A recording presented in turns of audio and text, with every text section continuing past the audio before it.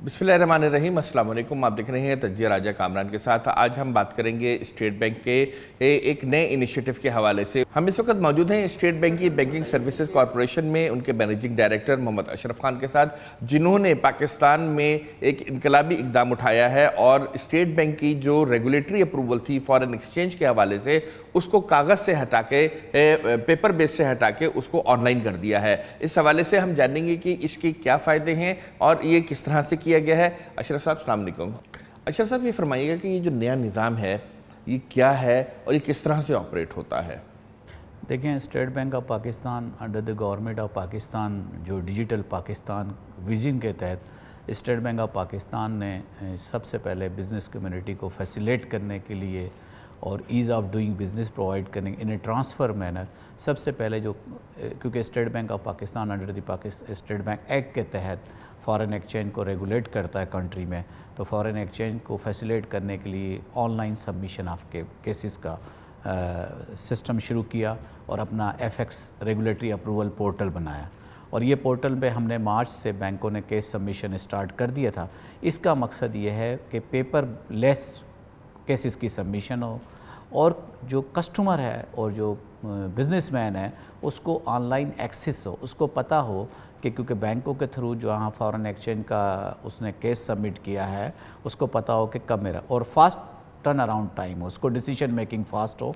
तो इसमें यह होता है कि पहले कस्टमर बैंक को जो पहला फेज़ है पेपर बेस्ड सबमिशन करता था और फिर वो स्टेट बैंक जो केसेस में स्टेट बैंक की अप्रूवल रिक्वायर्ड है वो स्टेट बैंक भेजते थे और ये होता था उसके साथ अटैचमेंट भी होते थे, पेपर होते थे, एक दिन दो दिन ज़ाहिरी बात है कि थ्रू पोस्टल सर्विसेज भेजता था उसमें लग जाते थे या कोरियर से भेजता था। अब ये कि ऑनलाइन जो ही सबमिशन होती है बैंक की तरफ से केस की तो बाकायदा कस्टमर को ईमेल और केस आईडी चली जाती है कि आपका केस आ गया और फिर हम जब केस अप्रूव करते हैं या फर्दर इन्फॉर्मेशन सीख करते हैं बैंक से या डिक्लाइन करते हैं तो उस तमाम की इन्फॉर्मेशन पैरेलल बैंक के साथ साथ कस्टमर को जारी होती है और कस्टमर किसी वक्त भी हमारे स्टेट बैंक ऑफ पाकिस्तान के वेबसाइट पे जाके ये चेक कर सकता है कि हम उसके केस का क्या स्टेटस है। अशरफ साहब, ये इस नए निज़ाम से जो आपने ऑनलाइन कर दिया है पोर्टल, इससे क्या सहूलत हासिल होगी सार्फिन को और ये किस किस्म के सार्फिन के लिए है? क्या सिर्फ कमर्शियल सार्फिन के लिए है या ये आम जो सार्फिन हैं जिनको बैरून मुल्क अपनी रकम भेजनी होती है उनके लिए भी ये सिस्टम है? कि ये दोनों के लिए है। उसकी वजह यह है कि आम आदमी अपने बच्चे की स्कूल की फ़ीस भेजना चाहता है अगर वो बाहर की यूनिवर्सिटी में पढ़ता है, अगर कोई ट्रीटमेंट के लिए जा रहा है तो उसके लिए भी, अगर कोई लिविंग एक्सपेंसेस अब्रॉड दे रहा है उसके लिए भी है और इससे हट कर अगर कोई बिजनेसमैन है उसके लिए, अगर वो कोई सर्विसेज एक्वायर्ड कर रहा है, रॉयल्टी पे कर रहा है, फ़ॉरेन की बोरिंग कर रहा है, ये किसी किस्म की भी कोई ट्रांजैक्शन करना चाहता है जहां हमारी approval require under the foreign exchange manual के तहत, तो ये तमाम उन लोगों के लिए।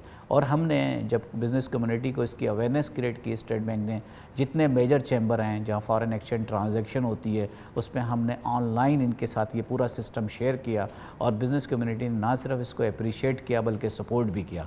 और इसका मैं आपसे एक बात कर लूँ कितना सक्सेसफुली रहा। आज तक स्टेट बैंक के 40,000 प्लस केसेस ऑनलाइन हमने प्रोसेस किए हैं मार्च से लेके अब तक, तो ये इसके सक्सेस का सबूत है। अच्छा साहब, ये फरमाइएगा कि ये जो सिस्टम है पूरा, ये कितने फेजेज़ में आपने इसको ड्रॉ किया है, कितने फेजेज़ में ये मुकम्मल हुआ है और कब तक जो है आप पेपर फ्री जो इन्वायरमेंट है उस पर चले जाएंगे और कागज़ी जो केसेस की सबमिशन है वो ख़त्म हो जाएगी? देखिए, ये इस सिस्टम के दो हिस्सों पे मुश्तमिल था। 16 अक्टूबर को जब हमने लॉन्च किया, जिस तरह मार्च में हमने स्टेट बैंक ऑफ पाकिस्तान का पोर्टल बनाया, ये पहला फेज़ था यानी bank to the central bank state bank of Pakistan. दूसरा फेज़ था कस्टमर भी अपने घर बैठे 24/7 जब चाहे किसी ब्रांच को विज़िट किए अपना केस सबमिट करते। तो जब अक्टूबर में हमने ये प्रोग्राम लॉन्च किया था तो उस वक्त 8 बैंकों ने किया था। आज अल्हम्दुलिल्लाह हमारे पास 22 से 24 बैंकों ने ये सिस्टम लॉन्च कर दिया गया है, जो कि 88% जो फॉरेन एक्सचेंज का है वो हिस्सा वो तमाम ऑनलाइन हो गया, जिसका मकसद ये था कोई भी बैंक का कस्टमर अपने ऑफिस या अपने घर से बैठकर अपना जो केस है पेपरलेस सबमिशन करे।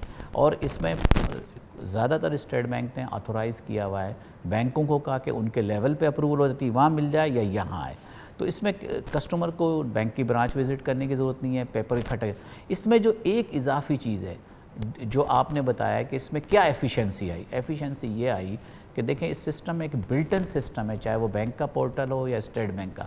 जब भी कोई केस मसलन उसने कोई अप्रूवल मांगनी है तो जब वो सिलेक्ट करता है मेन्यू में जाके तो उसको डॉक्यूमेंट्री रिक्वायरमेंट मेंशन है कि इसके साथ साथ है क्या, तो एक सेल्फ चेक सिस्टम है कि कस्टमर इंश्योर करता है अपनी रिक्वेस्ट सबमिशन से पहले के साथ साथ कि ये तमाम डॉक्यूमेंट, तो एक तो वहाँ उसकी एफिशिएंसी आई, वरना उसकी एप्लीकेशन इनकम्प्लीट होने की सूरत में हम बैंक को भेजते, बैंक कस्टमर को भेजता। Number 2, on average more than 2 week लगते थे हमारे यहाँ, क्योंकि पेपर बेस्ड प्रोसेसिंग होते।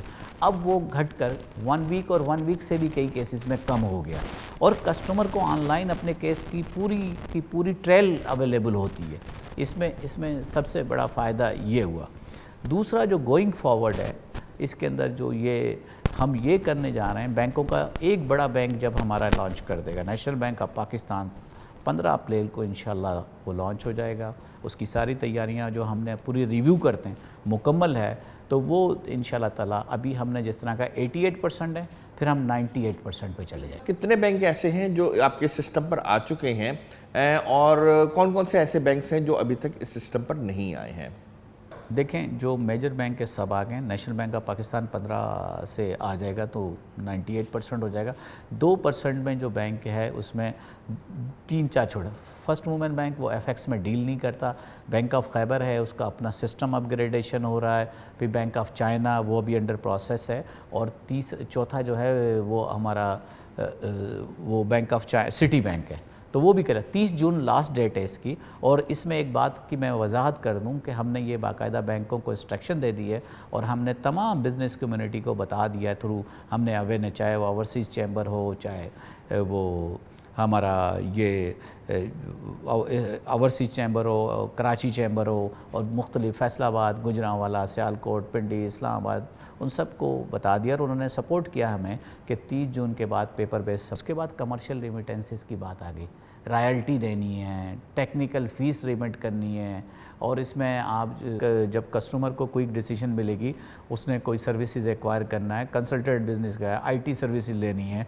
या बोरिंग फ्रॉम अब्रॉड करना है, तो ये डेफिनेटली उनका एक बहुत बड़ा कंपोनेंट है जो उनको फैसिलिटेट करेगा, और इसीलिए हम ये कर रहे हैं। और बैंकों पे हम रहे। दूसरी बात ये थी कि क्योंकि ये नया सिस्टम है, हमने पूरा एक मीडिया पॉलिसी और अवेयरनेस कैंपेन पॉलिसी एक तो हमने रन किया एज ए सेंट्रल बैंक, दूसरी बात है कि दूसरा हमने बैंकों को एक पूरा प्लान बना के दिया।